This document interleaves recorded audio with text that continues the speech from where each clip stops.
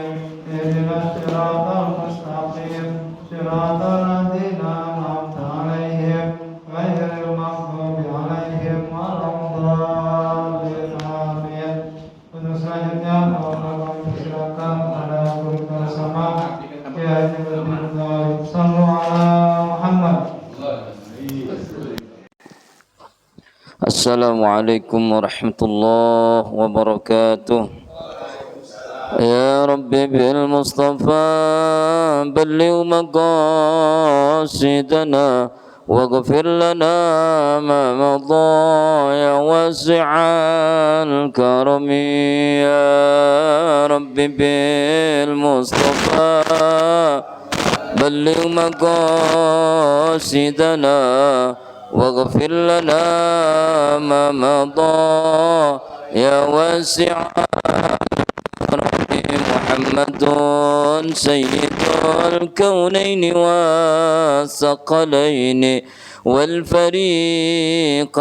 من عرب ومن عجم. يا رب بالمصطفى بلغ مقاصدنا واغفر لنا ما مضى يا واسع الكرم. والحبيب الذي ترجى شفاعته لكل هول من الأهوال مقتحم. يا رب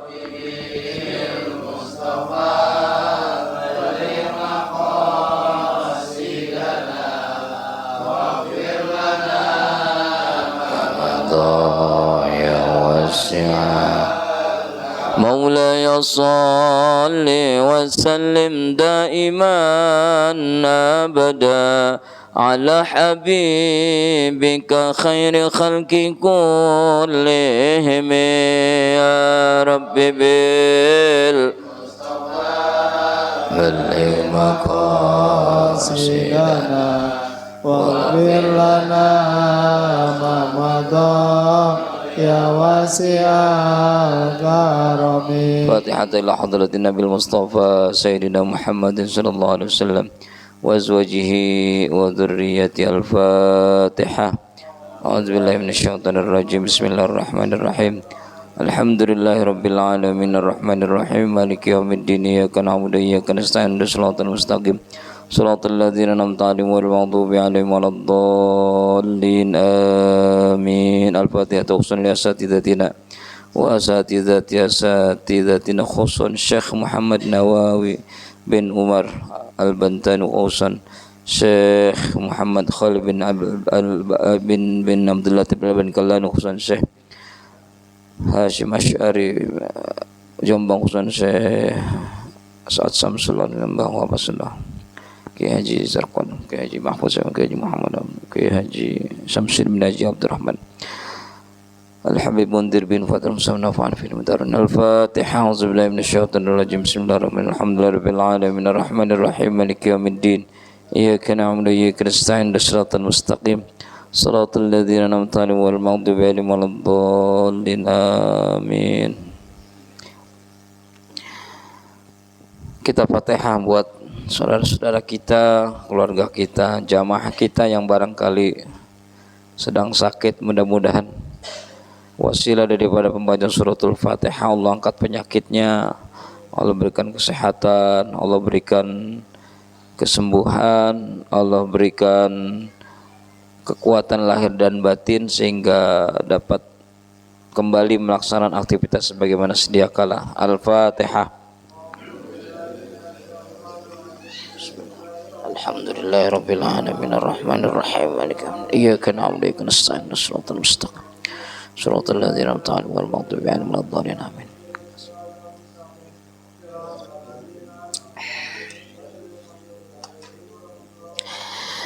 Alhamdulillah, salatu wassalamu ala rasulillah, wala hawla wala quwata illa billah, amma ba'd. Bapak-bapak, saudara-saudara sekalian, jamaah musalla syariah yang dimuliakan Allah, wabil khusus Bapak Eko Novianto beserta jajarannya. Alhamdulillah kita bisa kembali hadir di tempat yang penuh barokah, tempat yang penuh kemuliaan, di mana kita bisa hadir istiqomah di setiap malam Seninnya, yaitu ngaji. Mudah-mudahan pengajian kita menjadi wasilah kita semakin taat kepada Allah Subhanahu wa taala, semakin tinggi rasa mahabbah kita kepada baginda Rasul, dan semakin memiliki kekuatan lahir batin dalam menjalankan ibadah kepada Allah. Karena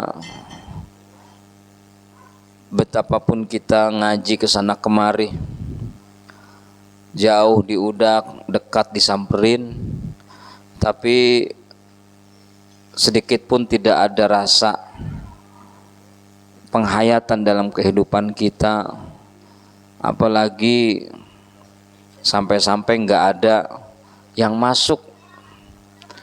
Apalagi yang lebih ngerinya lagi, sama sekali kita malah tidak menjadikan majelis itu dekat kepada Allah Subhanahu wa taala. Nauzubillah.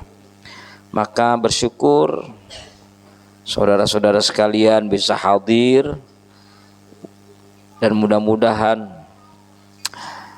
kita bisa semakin kuat iman kita, semakin bertambah semangat ibadah kita, dan tidak ada sedikit pun niatan-niatan tertentu dalam ibadah kita, hanya melainkan berharap kepada Allah Subhanahu wa taala. Baik Bapak-bapak dan saudara-saudara sekalian, kita lanjutkan pembacaan kitab Al-Wasiyah, Wasiyatul Mustafa. Kita sekarang masuk halaman 16. Buka halaman 16, paragraf yang kedua.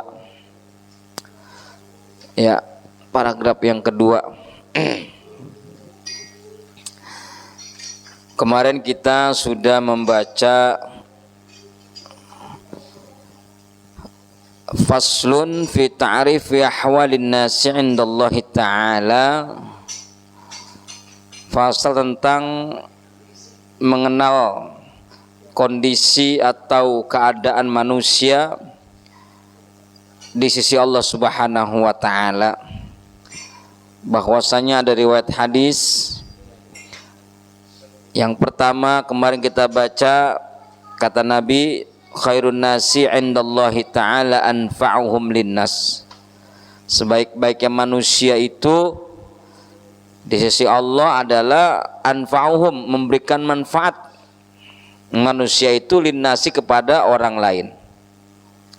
Wasyarruhum, dan sejelek-jeleknya manusia indallah, di sisi Allah, man tala umruhu, panjang umurnya, wasa'a amaluhu, bobrok perbuatannya.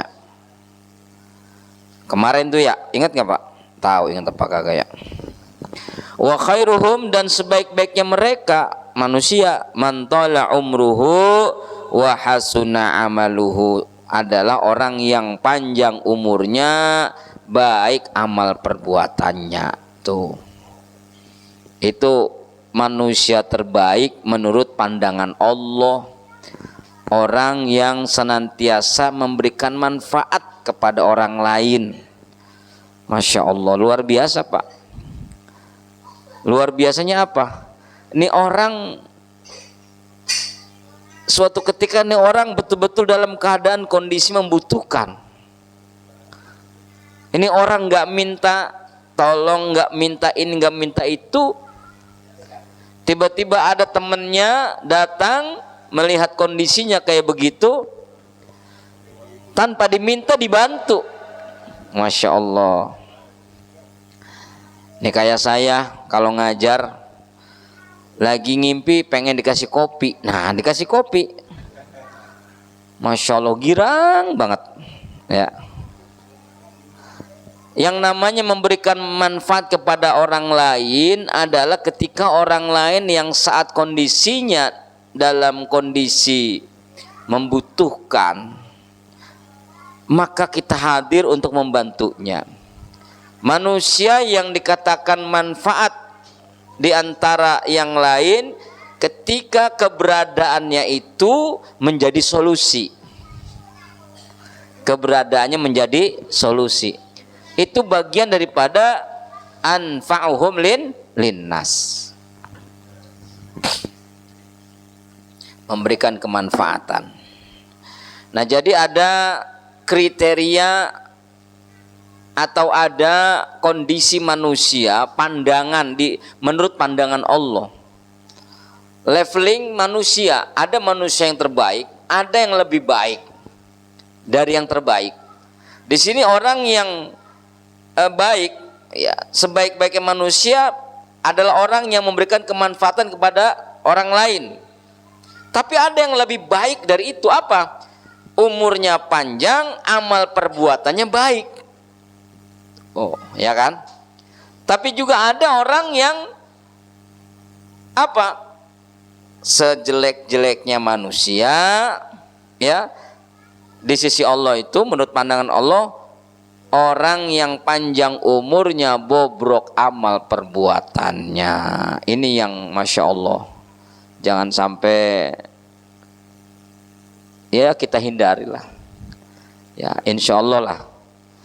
Insya Allah kalau kita sering-sering ke majelis dzikir, sering-sering dengerin nasihat orang tua, nasihat guru, terus kita resapin, insya Allah kita bisa mengamalkan menjadi manusia yang sebaik-baiknya manusia menurut Allah.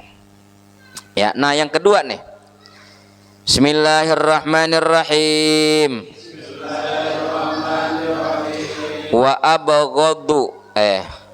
Wa abghadun nasi. Ketemu enggak? Ketemu ya? Itu di baris ketiga dari bawah. Ya. Wa abghadun nasi ilallahi man akala wahdahu wa mana'a rafdahu wa daraba abdahu wa akrama al-ghina wa ahana al-faqir wa asyarru minhu man 'asha fil harami wa mata fil harami wa asyarru minhu man tala umruhu wa sa'a fi'luhu wa la yatubu amma nahahullah ta'ala anhu wa huwa yatama'u fi maghfiratihi wa syarru minhu man azhara as-sadaqata li akhihi al-muslim wa yudabbiru lahu khilafaha wa asyarru minhu man zahaba awwal umrihi ghaflatun wa akhiruhu kasalun an ta'atillahi ta'ala. Semakin kesini semakin bobrok ini. Wa abghadun nasi, dan seburuk-buruknya atau semurka-murkanya, atau begini, manusia yang paling dimurkai ilallahi oleh Allah, manusia yang paling dibenci oleh Allah, manusia yang paling dimurkai oleh Allah. Siapa? Man akala wahdah. Orang yang makan dewekan, kagak ingat sama yang lain. Tuh, siapa tuh di sini? Nggak ada di sini mah. Alhamdulillah ya. Nggak ada. Kalau orang yang makan dewekan, nggak mau mempedulikan pada yang lain, itu pertama tanda-tanda orang pelit banget. Nggak mau mempedulikan yang lain, ya, nggak mau mempedulikan yang lain. Jadi yang pertama, orang yang paling dibenci sama Allah makan dewekan, ya, makan dewekan. Ketika ada ada orang atau temannya datang, makanannya ditutupin, ditutupin atau diumpetin, umpetin. Itu paling dibenci Allah, itu paling dibenci Allah. Bayangkan Pak, kalau bapak istrinya masak, baunya itu kecium tetangga, tuh Pak, itu semestinya tetangganya kebagian, idealnya, ya. Biasa kan kalau bini kita kalau masak ngegoreng apa itu, ikan asin, ya, terus lagi urak-arik, masya Allah enak banget baunya. Kemudian di sampingnya itu kebetulan nggak punya makanan, sampai yang di sampingnya ngimpi, ya Allah enak banget ya, tetangga saya masak apa ini, masakannya enak banget baunya. Apalagi kalau udah bawang putih itu dicemplungin ke gorengan, burs, itu kan asapnya tuh, wih, kemana-mana ngambreng, bawang segala macem. Sampai tetangganya ngejapri, Mbak masak apa sih enak banget sih baunya. Tuh tanda-tanda sebenarnya itu, tanda-tanda tetangganya berharap pengen dikasih. Tuh makanya, jadi biar kita nggak ngeganggu tetangga, gimana caranya ya? Dan namanya asap mah ya pasti kecium bae. Ya kan sekarang tuh ada cerobong tuh ya, ada cerobong tuh. Tapi jangan begitu-gitu juga kali. Ya emang apa susahnya kita? Ini namanya tetangga kanan kiri depan belakang, apa susahnya kita sekedar nyapa? Ya, kasih tahu sama bini kita, Mama nanti kalau masak-masak yang kiranya asapnya itu ke tetangga, basa-basi kek, gitu loh. Basa-basi kek, mbaknya lagi masak apa ya? Aku lagi masak ini nih, tumis kangkung. Oh ya udah, saya juga oper ayam nih. Wah ya, ya udah tukeran aja, saling tukeran ya. Enak yang dapat ayam ya. Artinya begini, kita jangan sampai mengganggu tetangga kita sendiri dalam keadaan lapar dengan mencium makanan enak dari rumah kita. Tuh, pastikan ketika kita makan enak, pastikan tetangga kita juga bisa makan, minimal begitu, dalam kondisi normal gitu loh maksudnya.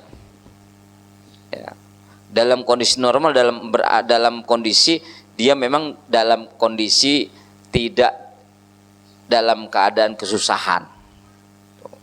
Jadi Allah paling murka kepada seseorang yang makan dewekan, ngumpet, nggak suka tuh Allah. Kan pernah saya ceritakan bagaimana Nabiullah Ibrahim kalau pengen makan setiap hari selalu ngajak tetangga, Pak RW. Tetangga diajak, satu RW diajak itu.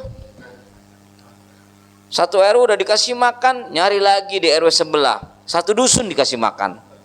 Satu dusun dikasih makan, selesai satu desa. Satu desa, satu kecamatan. Dan itu Nabi Ibrahim selalu begitu. Kalau pengen makan selalu ngajak orang. Sampai yang orang yang diajak makan itu, istilahnya udah bosen lah, sampai Mas udah makan belum? Udah. Mas udah makan belum? Udah. Terus sampai bermil-mil beliau mencari teman untuk diajak makan. Ya. Nah, giliran kita makan sama tempe goreng sama tahu gejrot, baru nawarin tetangga. Giliran makannya ya sama sop buntut, ya kan? Kemudian sama gulai kepala kambing. Widih, diem. Padahal itu kesukaan saya sebenarnya. Kode. Ya. Jadi orang yang paling dibenci oleh Allah yang pertama orang yang makan dewekan. Yang kedua, apa yang kedua? Yang kedua apa itu? Wa mana'a rafdahu. Apa wa mana'a rafdahu? Adalah orang yang mencegah. Orang yang mencegah apa? Hidangan atau makanannya, menghalangi orang lain dari memperoleh makanan. Menghalangi orang lain dari memperoleh makanan, itu maksud daripada al-man'u. Man'u itu kan mencegah. Mana'a mencegah, rafdahu meja makannya atau hidangannya. Jadi ketika ada orang, kita makan nih, lagi makan, temannya datang, kan biasa namanya teman dekat suka nyomot-nyomot aja, kita keplak-plak, enak aja, lu ini punya gua. Nah ya, ini pun termasuk orang yang dibenci sama Allah. Ya, ada orang yang pengen kita dilihat lagi makan enak, sampai ngeces tuh orang. Dan itu termasuk orang mana arafdah, yang mencegah apa? Memperoleh makanan. Intinya kita nggak boleh pelit Pak sama makanan. Tapi kita juga jangan celamitan gitu. Kita nggak boleh pelit, jangan juga kita celamitan. Ya, mentang-mentang ini apa namanya ada kesempatan ini, Allah benci banget sama orang yang begini-begini. Ini lumayan kesempatan kita nih. Besok saya ke Bang Eko, Mas Eko kan makannya biasanya enak nih. Datang ke Mas Eko, besoknya ke Kang Redi, besoknya ke Mas Yun, terus begitu. Nah itu celamitan, itu juga nggak baik. Jadi ini yang harus kita pahami saat kita menghindari dari bagaimana kita ini tidak dibenci sama Allah. Maka kita harus makan ngajak-ngajak, yang nggak boleh ngumpet-ngumpet makan dewekan. Ya, intinya kalau kita mau makan nawarin, itu adab. Nawarin walaupun kita makan di keluarga kita nih, anaknya udah makan, istrinya udah makan, tetap adab kita. Do, ayo makan do. Mama udah makan, nawarin. Itu adab. Nah itu. Yang ketiga, orang yang paling dibenci Allah Subhanahu wa taala, wa daraba 'abdahu. Sering menganiaya budak. Memukul budak. Kan sekarang perbudakan udah enggak ada. Ya pembantu lah, kita punya pembantu. Ini pembantu kita jadikan kayak budak gitu. Jadi si pembantu ini waktu istirahat dalam sehari itu cuman 3 jam dia tidur. Ya, 3 jam dia tidur. Dia si pembantu ini nggak mau tidur sebelum majikannya tidur. Majikannya tidur malam. Ya bentar-bentar, Mbak bikin kopi, Mbak bikin ini, Mbak bikin itu. Ya, sampai dilepas, tapi dia harus paling duluan bangun tidurnya. Kerja seharian itu sama aja kayak memperalat budak. Ya, memperalat pembantu seperti budak. Dan boleh jadi itu bagian daripada apa itu? Dorba abdah. Memukul atau menganiaya pembantu. Kita nggak boleh. Ini baginda Rasul nih. Pernah ada yang membantu itu, siapa namanya saya lupa. Beliau nggak pernah punya pembantu, tapi nggak pernah apa namanya nyuruh. Itu cuci piring. Itu cuci baju gitu. Nggak pernah begitu. Padahal punya pembantu tapi nggak nyuruh-nyuruh. Ya. Itu adabnya. Ya, tapi sebagai seorang pembantu kan kita paham tugas-tugasnya. Si pembantu juga paham tugas pembantu itu yaitu mengurusin rumah tangga. Jadi nggak perlu lagi disuruh-suruh. Kecuali kalau dia itu tidak melaksanakan tugas dan kewajibannya. Artinya apapun kondisinya dia tidak boleh diperlakukan seperti budak, itu aja.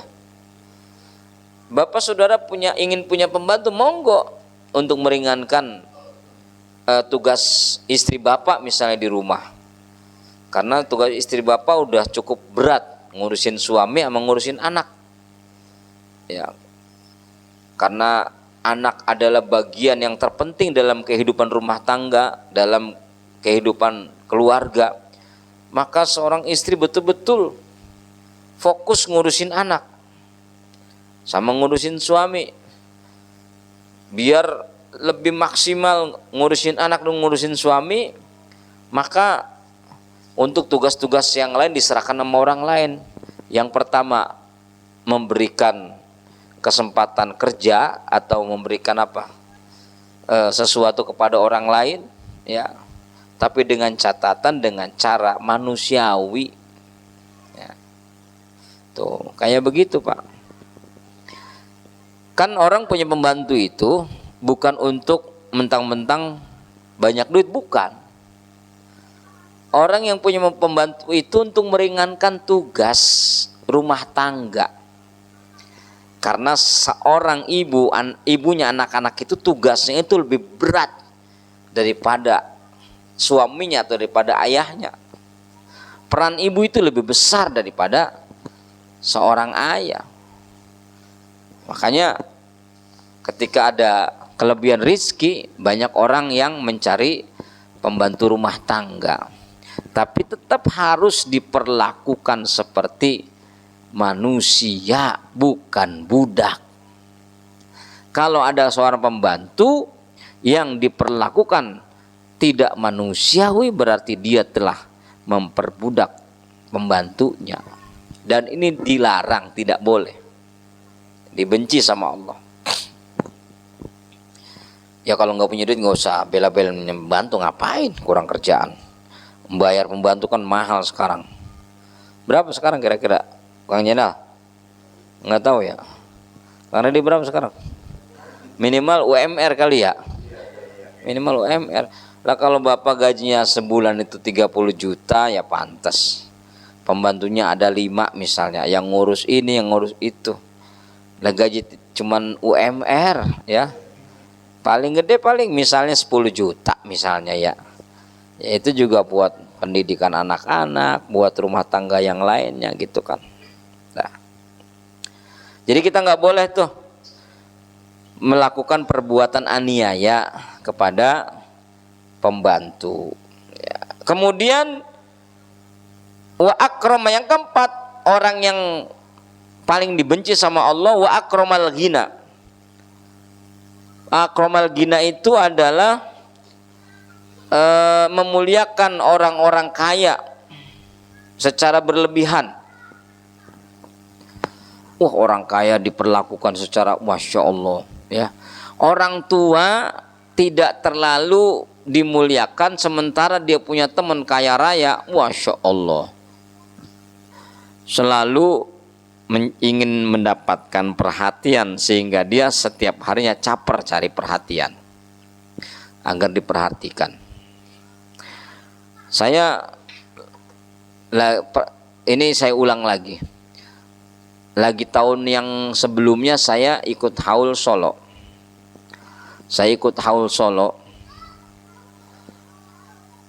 Saat perjalanan saya itu membaca artikel dari grup WA bahwasanya siapa yang hadir haul Solo, insya Allah rizkinya tambah barokah. Tuh, bener. Artinya saat itu Allah berikan keberkahan kepada kita. Saat itu saya ke sana bersama rombongan satu mobil elep, kemudian bertemu dengan keluarga yang ada di Solo dari teman saya, mampir, kemudian dilayani dengan sedemikian rupa. Nah, kemudian pas pengen pulang, kita ada 12 orang, dicecepin 500.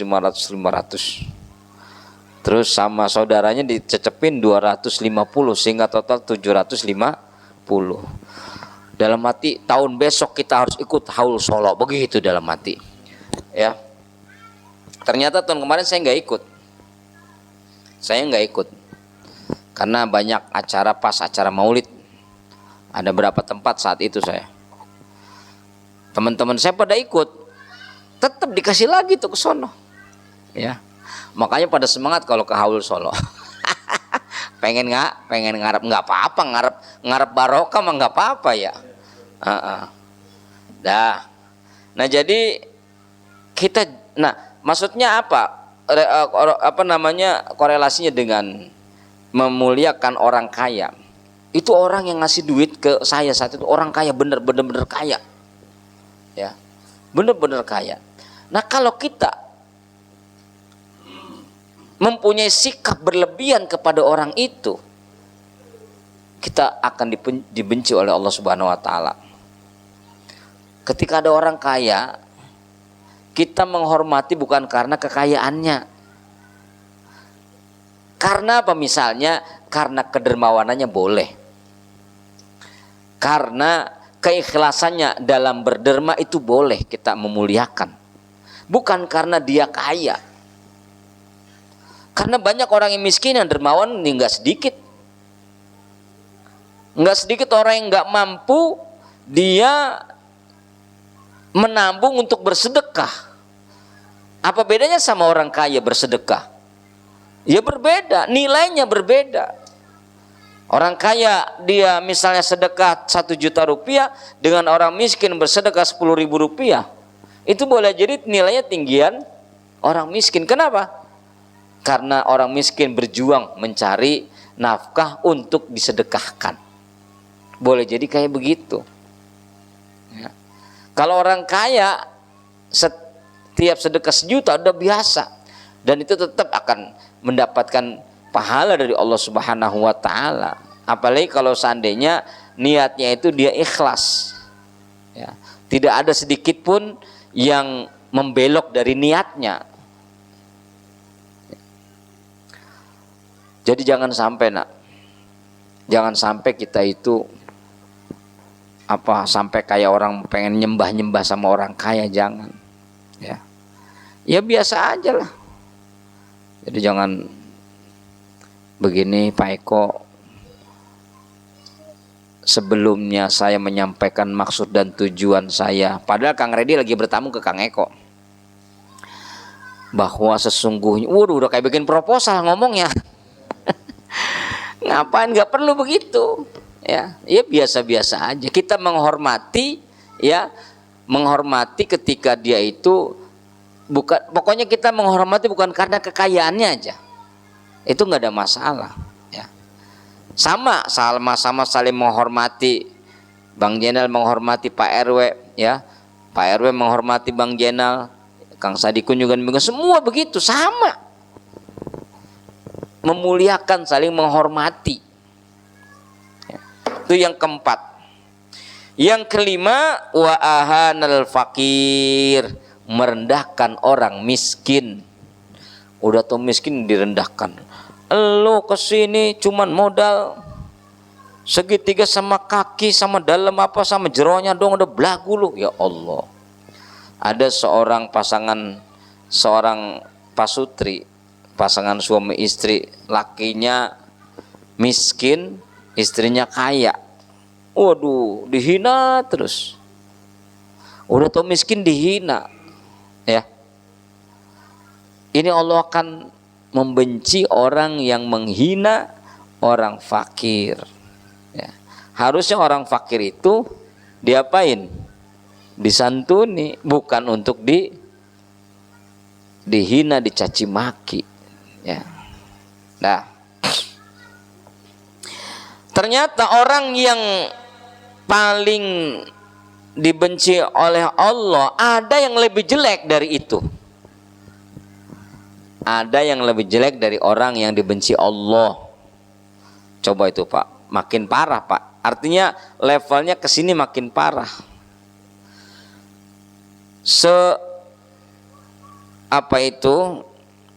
abghadun nas ilallah, semurka-murkanya seburuk-buruknya manusia di pandangan Allah, ya. Semurka-murkanya Allah kepada manusia, ya. Allah itu murka sama manusia, sama orang yang tadi disebutkan.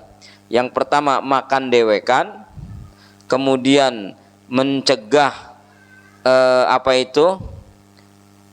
mencegah daripada perolehan seseorang dari rizki, ya. Yang ketiga suka memukul atau berbuat zalim kepada pembantu. Yang keempat memuliakan orang kaya secara berlebihan, dan yang kelima merendahkan orang fakir. Udah tahu miskin direndahkan, ya Allah, makin nyungsep itu orang miskin. Ini ada wa asyarru minhu, dan orang yang paling buruk dari orang yang dibenci Allah. Ada orang yang dibenci Allah tuh, ya. Orang yang paling dibenci Allah itu tadi ada 5. Ini ada yang lebih buruk dari orang yang dibenci Allah. Berarti apa itu? Kan lebih parah. Lebih parah nggak? Ada orang yang putih, datang ke masjid. Ada orang yang lebih putih dari orang yang putih yang datang ke masjid. Ada orang yang lebih putih dari orang yang lebih putih tadi yang datang ke masjid. Ada orang yang sangat teramat putih, ya, yang keputihannya itu lebih putih dari orang yang lebih putih yang tadi datangnya ke masjid. Jadi kesini itu makin makin meningkat sesuatu yang lebih besar kemudorotannya. Seburuk-buruknya manusia atau yang paling jelek dari orang yang dibenci Allah adalah man 'asha fil harami, orang yang hidup dalam perkara yang haram, wa mata fil haram, dan mati dalam perkara yang haram. Mati dan hidupnya dalam kondisi maksiat. Itu orang yang paling buruk daripada orang yang tadi dibenci Allah. Orang yang dibenci Allah aja udah gak bagus, ini ternyata ada yang melebihi dari itu. Paham ya Pak ya? Ada yang melebihi dari itu. Apa yang melebihi dari itu? Orang yang hidupnya dalam kondisi haram dan matinya dalam kondisi haram. Artinya dalam dalam berlimpahan maksiat. Na'udzubillah min dzalik. Hidupnya dari barang yang haram, makanannya, bajunya, rizkinya, yang dicari rizki yang haram, sampai matinya pun dalam kondisi haram. Na'udzubillah min dzalik. Ya, boleh jadi su'ul khotimah. Na'udzubillah min dzalik. Ini orang yang lebih jelek dari orang yang dibenci Allah tadi itu, yang tadi di atas. Ternyata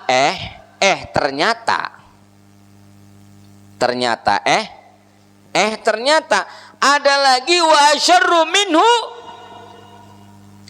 ada yang lebih jelek dari orang yang paling jelek yang tadi di atas tuh. Yang tadi kan jelek tuh, lebih jelek. Ini ada yang lebih jelek lagi.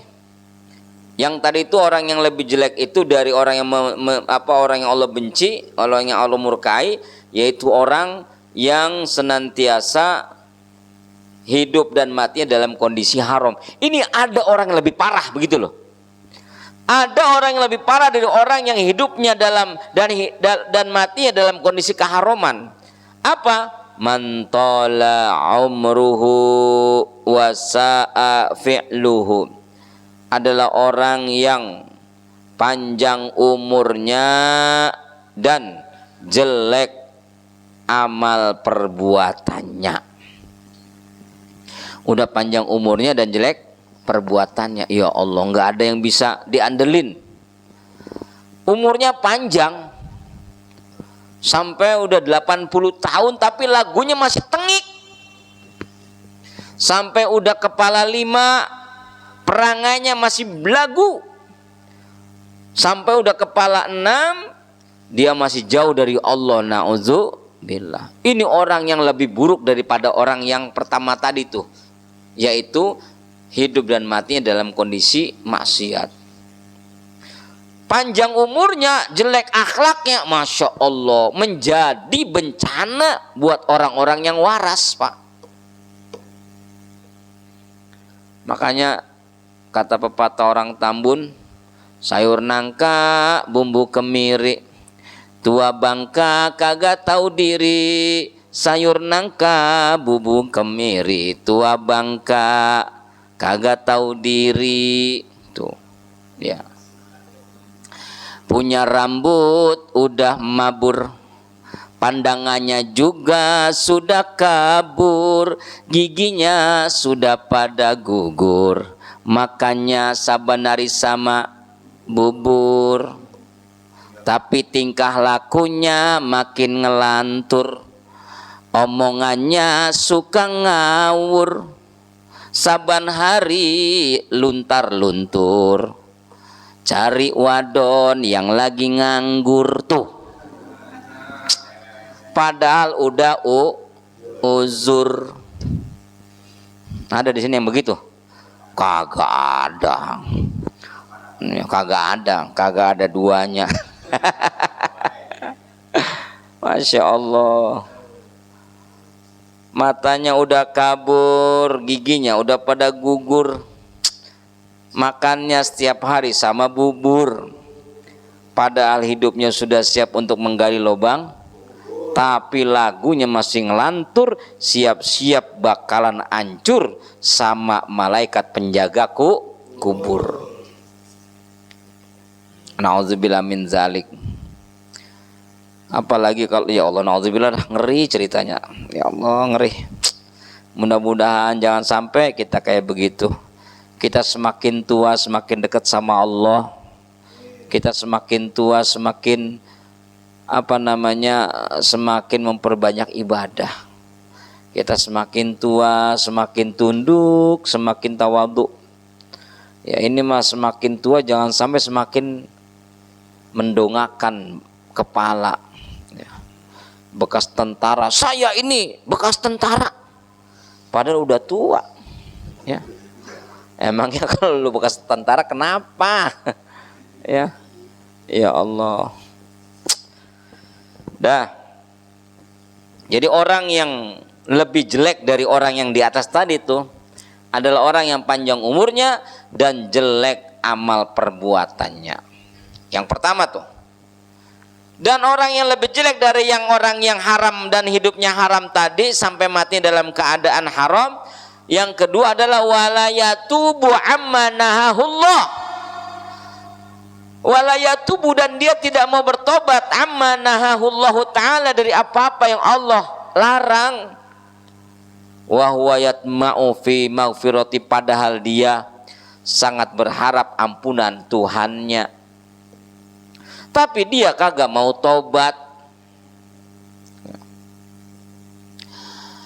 Hidup di dunia banyak ngelantur, setiap hari kerjaannya ngeluyur, enggak pernah hidupnya akur, selalu bikin hancur. Nauzubillah.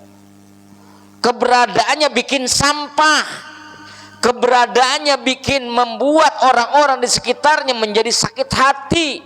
Keberadaannya di tengah-tengah masyarakat membuat orang-orang yang ada di sekelilingnya menjadi berpengaruh jelek. Inilah sangat, Masya Allah, asyar, lebih jelek dari yang tadi itu. Bukan yang berarti yang tadi itu bagus, bukan, jelek. Tapi ada yang lebih jelek juga dari yang si jelek tadi. Yang tadi kan si jelek tadi itu apa itu? hidup dan matinya dalam keadaan haram gara-gara apa itu, bergelimpangan maksiat. Itu kan, tapi ini ada juga tingkatan di bawahnya, itu orang yang paling dibenci sama Allah.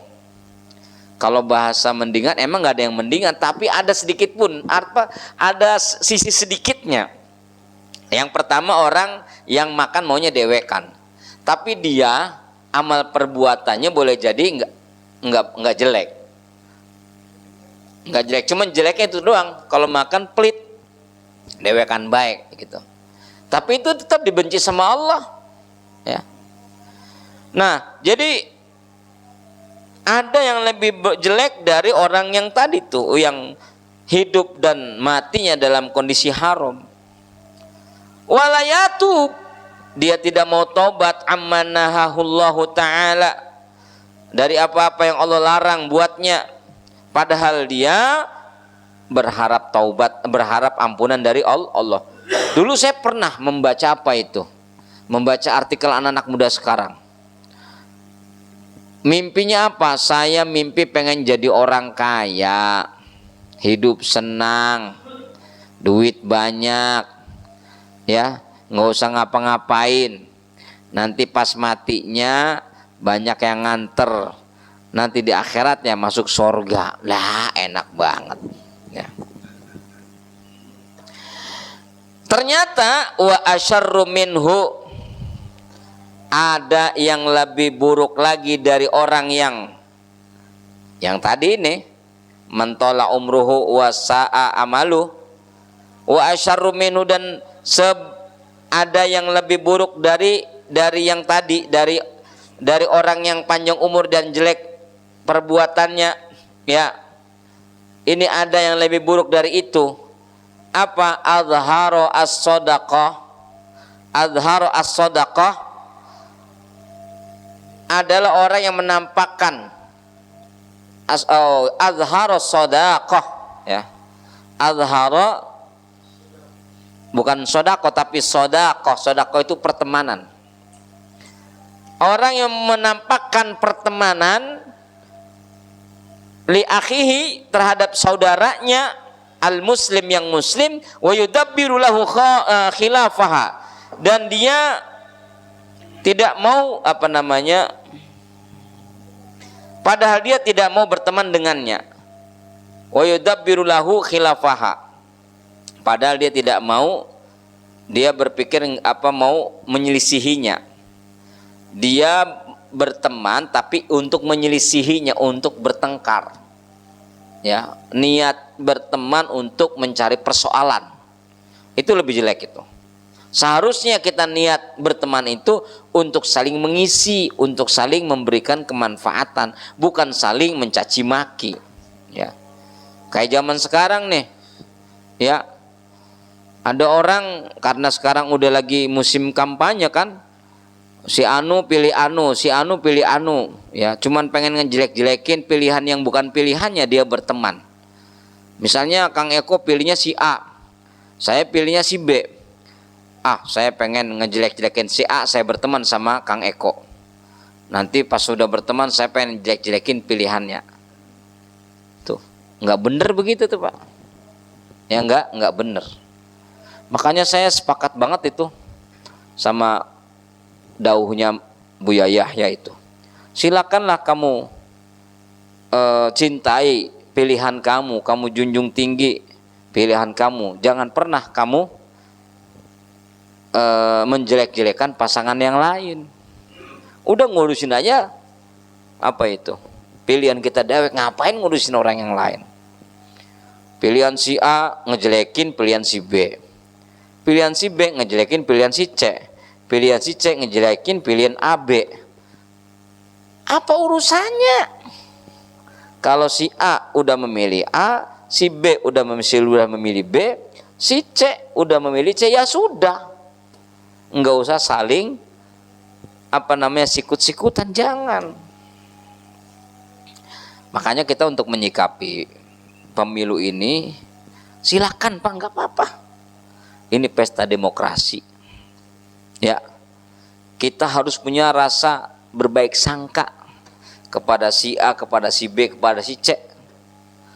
Ya, jangan kita mengirim postingan dari postingan yang lain tentang kejelekan seseorang, jangan. Hati kita jadi rusak, Pak.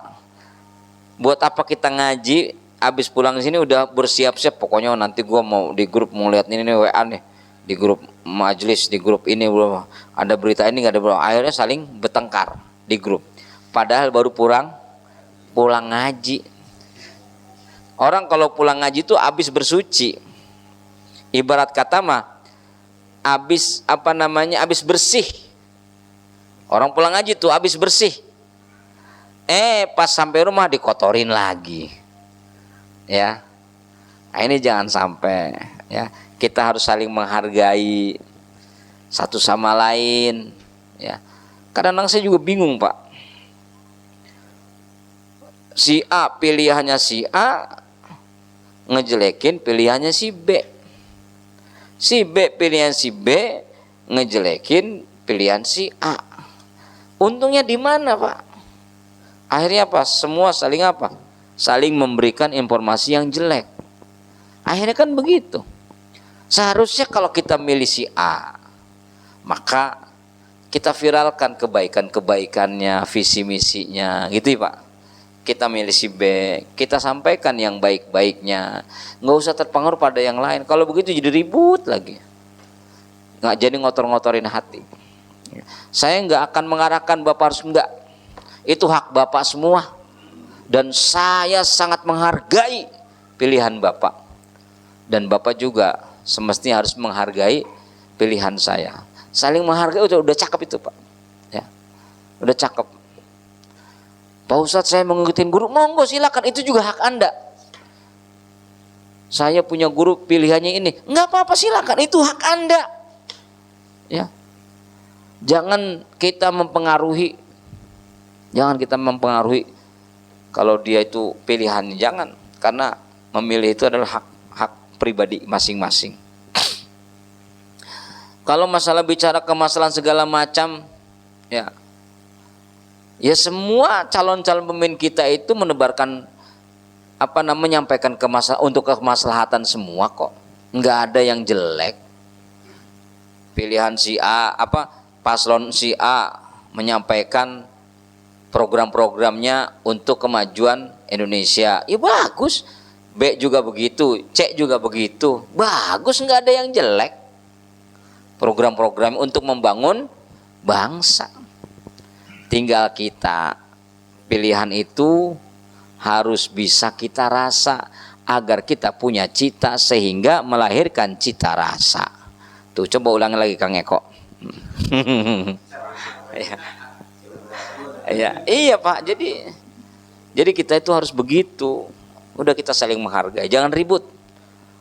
Pak Ustadz, itu kok Ketua DKM nempelin paslon si A, si B, si C. Lebih itu haknya. Yang penting jangan nempel di musola. Lo berantem sama jamaah. Ya, mau nempel di rumahnya, monggo, itu mah gak ada masalah. Ya, di depan rumahnya, di depan gang, nggak apa-apa, namanya lagi musim. Ya, orang mah ya foto saya tuh sekali-sekali dipajang. Orang laku ya. Terakhir, wa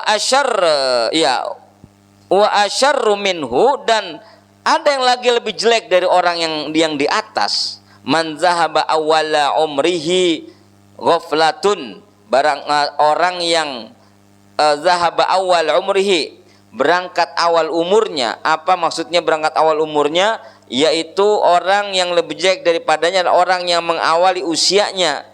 Ghaflatun, dengan melupakan, dengan lupa. Wa akhiruhu, dan akhirnya kasalun, dengan kemalasan. An ta'atillahi ta'ala, dari taat kepada Allah subhanahu wa ta'ala. Itu lebih jelek lagi, Pak. Ya, hidup awal umur itu ketika dia pas akil balik, dia sudah lupa kepada Allah, dan dia juga sudah di akhirnya itu sudah malas untuk mengingat Allah. Itu kan parah, Pak. Parah nggak, Pak?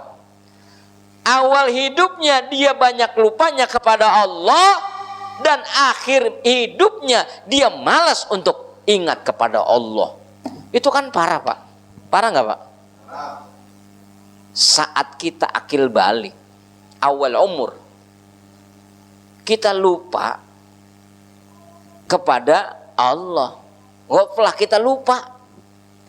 Kita lupa ngaji, kita lupa sholat, kita lupa berbuat baik, kita lupa bakti sama orang tua.